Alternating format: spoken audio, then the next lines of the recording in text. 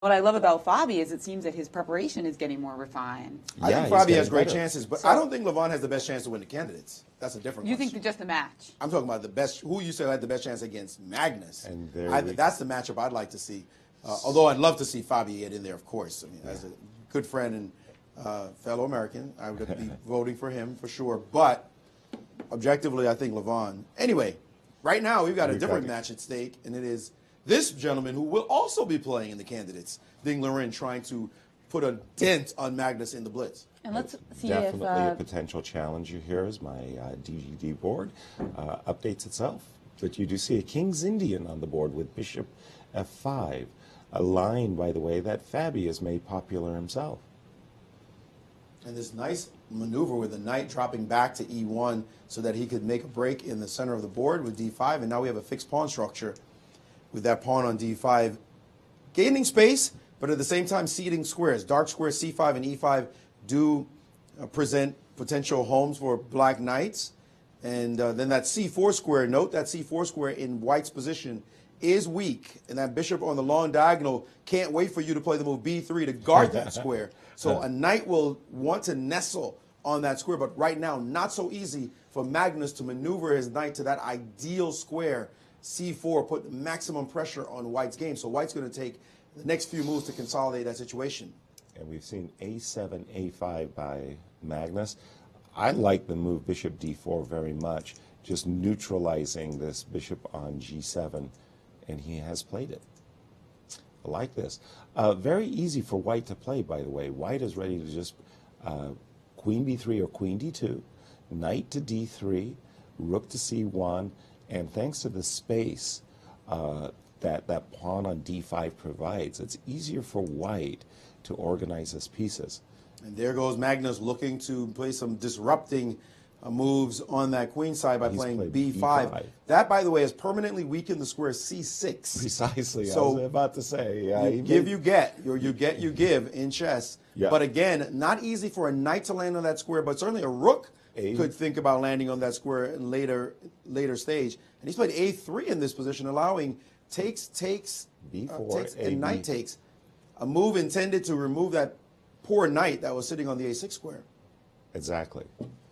A3. I was thinking of A4, but now the question for Ding, if he captures on B4, can he target that pawn? He doesn't want to capture it. He's played queen D2. That's just very, very quickly. But again, look how fast-paced and now he captured players. Immediately. At E2, E3, refortifying the bishop on D4, just hanging out. Rook A2, Rook A1, untap for Ding. But this game has simplified, Yaz. He's played queen B8, attacking the pawn on B2, and then knight back, and Ding has gone into pure defensive mode after move A4. Bishop C3, Bishop though. D4. You were mentioning that knight can come to C6. Knight E2 to D4 to C6. But what if knight E4 right now? I'll take it. Take, rook takes, and then trade, and then put your knight on D4? Yes, and maybe that rook in the center of the board may not find, may find itself tactically a target. Rook would be an issue. You have a bias towards that bishop on G2, yeah. There's a timing issue here for sure, but I feel like knight E4 is a critical move. I agree with you. That's he why has played rook B5, intimating that he's prepared to sacrifice immediately. Exchange. Knight D4, rook takes D5, and you don't even think. You just play it instantly. That's a typical exchange sack. And the key here is that I like this relationship of the A pawn on A4 to that pawn on B2. B2 looks like a permanent target, and there's always going to be threats when that knight moves off of the F6 square. This is close. Knight D4. He played it. Done it. And we're now in the position. Got that exchange sack on the board. I think I would have started that with E3, E4. I think this exchange sacrifices ample compensation for black. Especially with that bishop on D7 and pawn on A4 unit. Right. They stand very well. And queen B7 accentuating the light square dominance. Queen to B7. And now you got to watch out for the G2 possibilities. There could be some mates down there if you're not careful. That's not short term, that's long term, but ever present. You feel the ghost of checkmates when your king is that drafty. Yeah, with the Chris- absence of the light squared bishop on g2, Oh, yeah. defending the king. This looks good. This is a very pristine structure for black, and it's just his minor pieces are all something to write home about. White's only move is e4. The only move to disrupt the structure in some ways to play e4 at some point, but that concedes ground. That creates a big weakness. And Absolutely. And could cost a pawn. Knight takes e3 and queen takes e4. Right, on top. immediately unplayable. So that means White has no no pawn moves to make. He's going to have to figure out how to He's reorganize the dropped back. structure in the right way. He And dropped of back, course, but now just the two bishops as well. this is full compensation. Oh, This is definitely. absolute full compensation. And Magnus is going to start thinking about how do I get this guy. Now, Right. it's not so easy because, again, e4 is a play. Well, Might have to bishop play h3 is... f4, but rook b8 first. Good move. Putting some pressure. On the b2 pawn, inviting knight takes a4, bishop h3, by the way, so you cannot even think about capturing that pawn on a4. And he's played knight d5, allowing bishop takes b2. I think I personally would probably just cover up the e7 pawn, but there's a rook c7 on tap. Magnus He has boldly ignoring he has and just taken the pawn. capturing on b2. And we see rook c7 with And the there's c7 got to has be, been but he could played. take the rook, can't he? No, yes, he drops a pawn. He can take the rook on c7. And he can did take the do- rook, and then he takes the second rook, and now he has an amazing unit. of two The bishops. trio of two bishops and rook and pawn make that two Couple of pawns. pawns, Two yeah. pawns, more than enough compensation for black. And Black a- looks great here. and a runaway a pawn too. That's And the an problem. ineffective knight. That knight and queen have to create some kind of threats. There or are no where. Knight Where are you D5, gonna, he where are has you to going to play do Knight it? start. d5. He's played it. The knight on c7 was doing nothing. He brings his knight back into the fray. He has pawn to on coordinate e7. that. Queen a5 he's trying to play, but there's also some kind of bishop c6 and rook b1 that you have to worry Yeah, about. And also Absolutely. bishop h3 with the same similar kind of ideas, waiting to be even rook b1 and bishop c6 now. Here again, I like to keep the structure. Yeah, rook b1 and bishop c6. I also like just to keep the structure intact. King f8, right? Just guard the pawn And but he I'm has sure he played- was looking at a win with rook Yes. check and bishop c6. He's Yes. eyeballing it for sure. But queen And he has played a5, queen a5, trying his to get a little only bit of chance. activity. That's right. Exactly. Eyeing the d8 square. Right.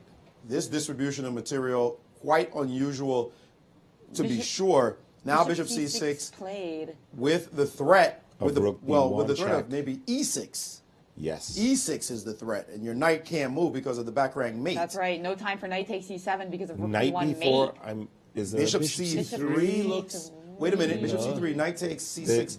There is queen c7 Queen too. c7 is also in the But position. he has played bishop c3. He did play bishop c3. Yeah, queen c7 is forced, Yes. and he's taken rook takes, going into this formation. With the great bishop on f6. That bishop And on you f6 cannot ushers the challenge- pawn home. That's the problem. You Yes. cannot challenge this this unit anymore. Look how he's just created a very perfect structure. Has Magnus with a pawn going on the board, and look at his bishop, pawn, and rook harmonizing beautifully. But And can now he make bishop any b2. forward moves? Yes, bishop b2, very, very strong. Now the rook gets released. And he played rook e1, No, allowing queen queen takes takes e1. No, queen Oh, takes with A2, A2, and then we're going to be Magnus up has a got that bishop. covered. Oh. But queen b3 is playable right now. Then and he did play it. Queen E4 b3, pawn is dropping hanging. e4. And it And looks that- like black for choice. He just has to organize everything in his position at some point. The d pawn is going to be pushed down the board Precisely. as well. E6, d5. First shutting down any Everything. action there, and here comes that d pawn. Is just going to march up the board easily, just Threatening rook making c3 moves as first. ding. And I'm not sure why he can't push it just yet. Why doesn't Magnus just push the pawn?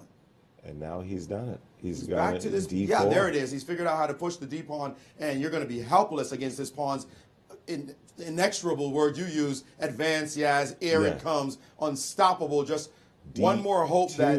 D2. But I don't know why d2 doesn't win. Also, d2 looks D2 like. and A2. That's right. Why is taking him so long? d2. Oh no, a2 didn't work because a queen takes bishop check. With So a check. Magnus's king is maybe Magnus should move his king off of that square. No, he's It's been done- for a while, but now he's What he's doing works too. reorganizing, and there he goes. He Now goes. he's finally figured it out. Beautiful. With 30 And there it seconds is. still on the clock, Magnus. What an outstanding blitz cam. That was impressive. Very, very, Just very so nice. alert. Yes. He shouldn't have allowed rook takes d5, but after that, Magnus just played stunning chess. Yeah, no, he really put it together. Maurice, if you could bring up that moment where Magnus set up that lovely exchange sacrifice with rook takes d5. I really think that Ding overestimated his position. Just a bad judgment call, this move knight e2 to d4. I was wondering if white had a sizable advantage. I think white's better with e3, e4. The Indian actually thinks that knight d4 is the best move and allow the sacrifice. The move e4, it thinks, goes with rook to c8. Knight to d4. And now if you play knight to d4, then simply rook to c5. And c6 is covered forever. And you have to try to figure out what to do. It's equal according to the engines, this position. No real advantage. You just can't get it. You've blocked your bishop, so you can't get at c6. You cemented your pawn, but you blocked your bishop. And that's the problem. You can't get knight c6 in easily, and black is perfectly okay. This relationship right here of a pawn to b pawn, I didn't like when it happened. As soon as Magnus got this on the board, made sure that you had that pawn. Remember, this pawn was weak back here once upon a time. But once it got to this square, it was very solid. Actually, it was on a5, and it looked like a target, but in one move, he cemented it. This became a weakness. And then white never showed any play and couldn't get any play going.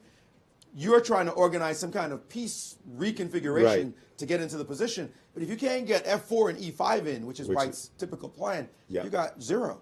You just have nothing. Looked like a space advantage.